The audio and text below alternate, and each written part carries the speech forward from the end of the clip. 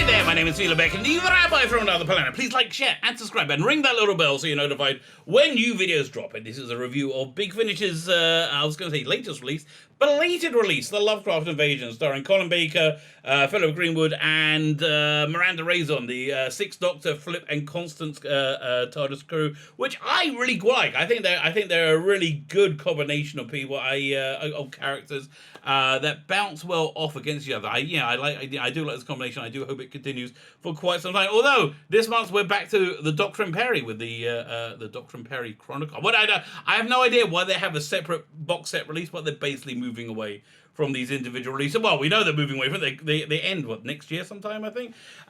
So this is a review of that. Is it a recommend? It really depends on who you are. It depends on, which is a bit of a shame. I always want to recommend Big Finish products here. I will say this is really worth your time, time and your and more importantly your money. I can't universally say that. If you're somebody of a certain type of sensibilities, which I could relate to, this is something you will probably want to avoid. For me, it was fine. It was on the borderline, but it was fine. I think the story carried me through because I think the story was a good idea, and I think it was pretty well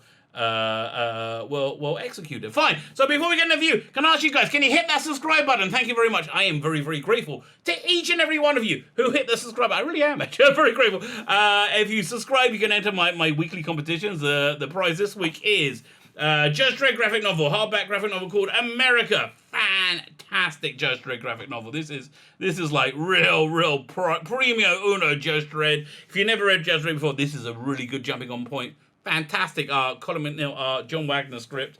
So you get all like the action, adventure, bikes, guns, lots of violence, that stuff you love in Judgde Dredd, but also it brings in kind of interesting questions about the dystopian futures which Judgde Dredd is, and democracy and freedom. If you want to win it and read it, then all you need to do is subscribe to the channel. Subscribe, and in the video notes leave the hashtag democracy now. But you got to be quick. I'm giving this away tonight when I'm on the TARDIS Zone. We're doing a rewatch of the 2006 David Tennant story, The Impossible Planet, over on the TARDIS Zone. Every Sunday night at 7 o'clock, we do watch an episode in order of the 2005 revived series onwards. So we started off with Eccleston, and now we're coming up to the end of season 2. We're in the latter parts of season 2. It's a great story. So break out your DVDs or your Netflix or whatever it's on, and head over and watch it with us. And we'll be doing the giveaway then, and then we're picking out a new prize.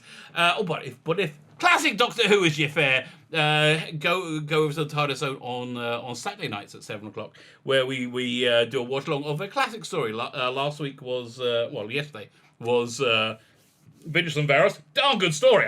I forgot how good it was. I'm really distracted by Nicola Bright's outfit, or the lack thereof. So I got to really focus on what a very good story is. Next week is Curse of Fenric, and we do like a different Doctor, a subsequent Doctor each week. I should really see if we're going to do any of the the 90s stuff, the independent productions, because we've done the Paul McGann movie once. We can't do it every bloody 7 weeks. Who knows or dares to dream. I'll discuss that anyway. So head over there. We would love to see you. And also go check the video notes. There is a download link in the video notes for everyone. You don't have to subscribe to it, but I would like you to subscribe for a Sapphire and Steel audio made by Big Finish, but it's out of license, out of print. You cannot get this anymore. So go ahead and download it if it ever comes back into print. Or back into license. I would say, and you download it and you enjoy it. I will say go head over there and buy yourself a digital copy, or just head over to Big Finish now and buy a digital copy of it. They got a ton of, especially their old stuff. It's so cheap and it's so worth it. Fine, but is the Lovecraft Invasion cheap? And well, it's not that cheap. It's brand new, but is it worth it? It depends. So I think Big Finish is in a bit of a rut right now, where they really, they have, I would say, a reasonably extremist point of view going through the creative. Yeah, you got to keep in mind, Big Finish's stuff. It was basically written 2 years ago, and whatever was the cultural trend of 2 years ago will be in Big Finish now, and that cultural trend is that there's a glorious future where all humanity realizes that they are really trans in every way. They're transsexual, they're transgender, everything is completely fluid. I just think this is somebody's, religion sort of thing. I think this is a faith. I think it's a faith. I think, listen, if you're somebody who's trans, God bless you, got nothing against you whatsoever. I just think it's normative. That is the vast majority of human beings. Their gender and their sexuality is pretty hardwired in. Right from the get-go, right from very, very, very early childhood. I would say probably the first few weeks of childhood. Who knows? But I think it's pretty hardwired into one's identity. And I really don't like this constant banging on that saying, no, this is a regressive view. It's not a regressive view. I'm sorry. And if that's your worldview, if that's your outlook, God bless you. Nothing against you. Just stop preaching it to me. I am bored of it. Something else I'm bored of is stunning and brave female characters. Which they have in this. They introduce a new character at the beginning, Calypso. This is really throwing up all the failures of the episode, because she is from this glorious future where everybody's trans everything, right?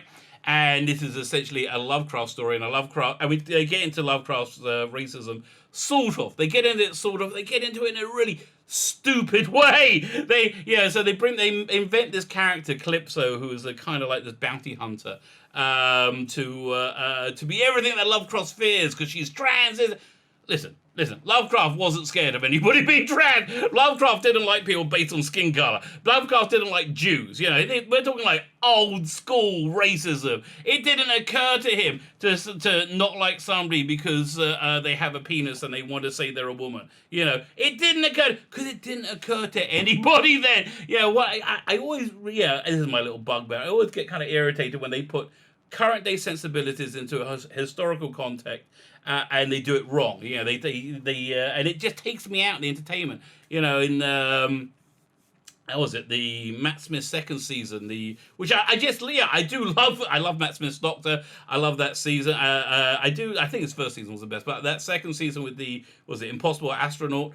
You have this little thing at the end where they got Nixon talking with what's the guy? He's been in every genre TV show. I can't remember who his father played him when he was older in that episode, which I thought was quite clever. But he was talking to Nixon, and he was saying, "Oh, I want to marry the person I love, but I'm not allowed to." And Nixon's like, "Well, I'm more liberal than you think. Who is she, a Negro?" Which I don't even know you can say that on YouTube.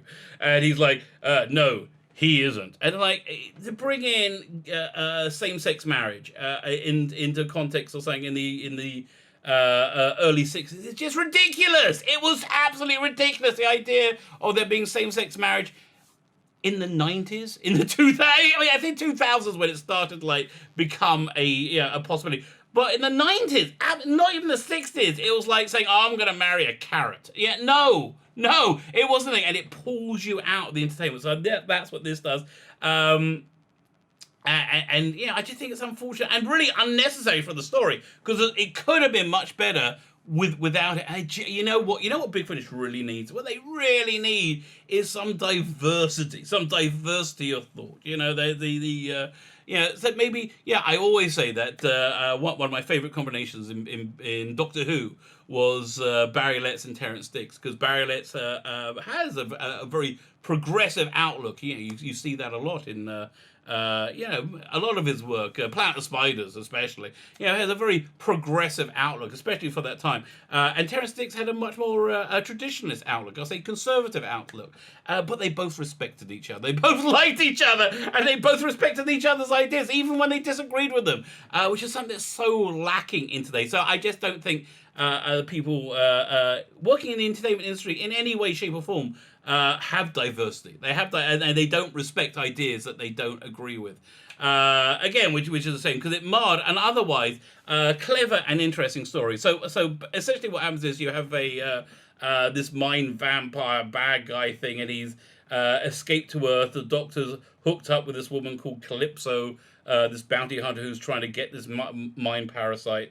And it gets to Earth, and it finds Lovecraft, and it's going to make everything that Lovecraft have dreamed of become flesh, become real, and invade reality. So that's a pretty darn good premise. And another good premise is they split up the TARDIS team really well. They put Constance Miranda Raison, who's very 1940s Ren, very clipped accent, very posh. Trying to with Calypso, trying to get the trying to get this mind parasite that they're chasing it, and you have the Doctor and Flip go inside H.P. Lovecraft's mindscape. And try and find it through there, and again, so you have all this great Lovecraftian stuff, which is really good, and you deal with like the dumbing down of Lovecraft because Flip's character, who is like a 2015, I would say 2015, average shop girl, whatever. She's basically the same as Rose, just different, but the same kind of template. She's like, oh yeah, Call of Cthulhu, yeah, we knew that. Now, so you get into like the real dumbing down of Lovecraft, and you get into his racism.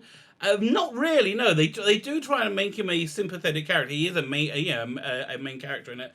The performance of him, I listen. I have no idea what H.P. Lovecraft sounds like. He's played by Alan Marriott. No idea who he is, and so fine. It's an okay performance. It's a fine performance.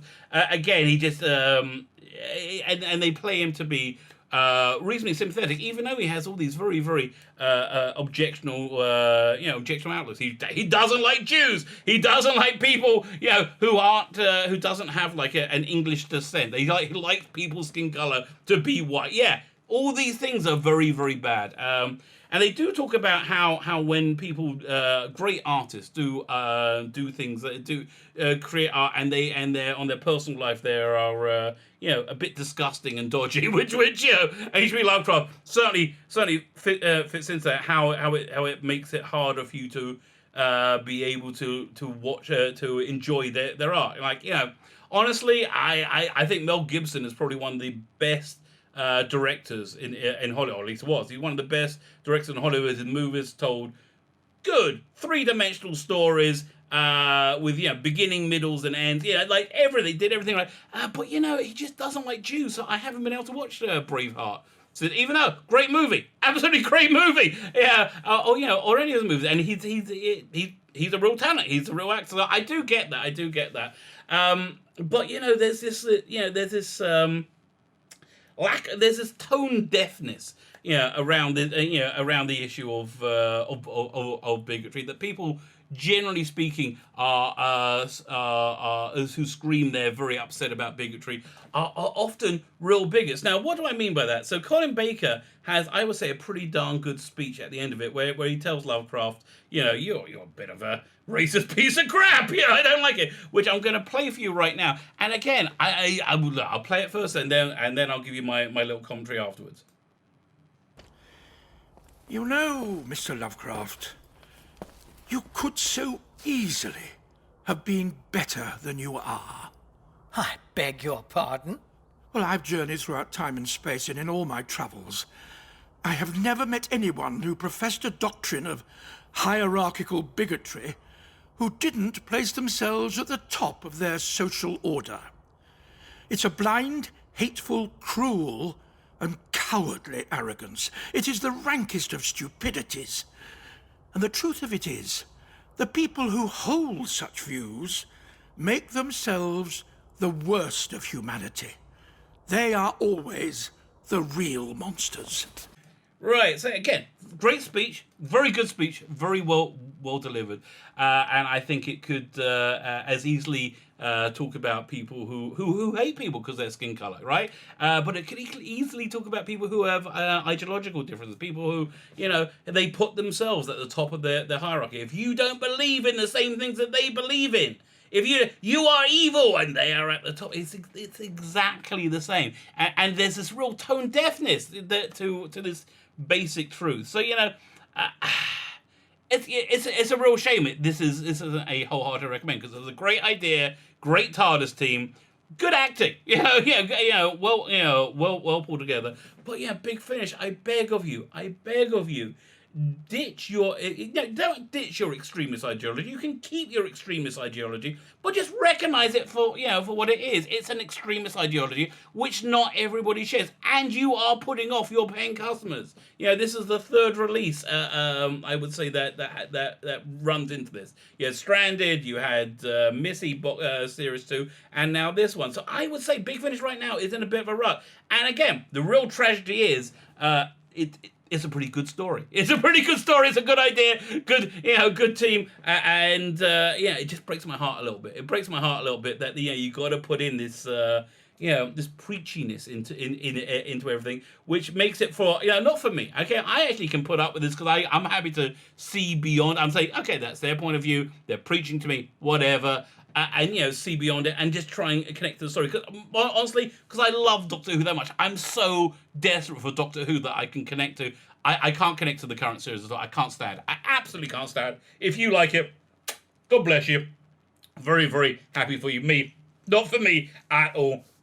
That's a video for another time. So there you go, the Lovecraft Invasion. Now I'm off to listen to Time Apart. Maybe I'll get that review out by tomorrow. My name is Felix Beck and the Rabbi from Another Planet. Please like, share, and subscribe, and ring the little bell so you're notified when new videos drop.